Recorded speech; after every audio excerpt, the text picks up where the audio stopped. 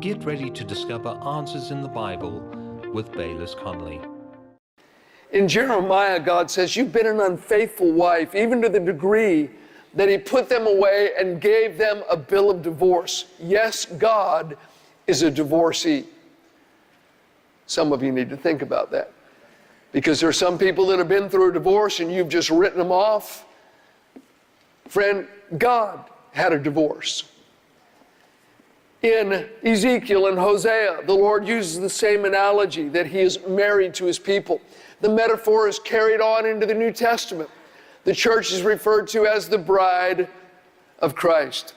And God is saying the closest relationship that you could understand, husband and wife, that's what I want to be to you. That's how close I want to be with you.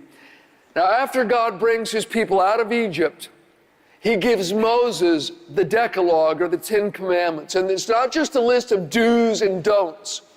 It's not some stairway to heaven that if you do these things, you can eventually make it to heaven. As much as anything, they were wedding vows for God's people. God was saying, if you want a long-term relationship with me that is healthy and growing, here's what needs to happen. This is what you need to imbibe. In fact, look at the previous context with me. In chapter 19 of Exodus, verse 4, God said, you have seen what I did to the Egyptians, and how I bore you on eagle's wings and brought you to myself. Now therefore, if you will indeed obey my voice and keep my covenant, then you shall be a special treasure to me above all people, for all the earth is mine. God is saying, I had the whole earth to choose from, and I chose you.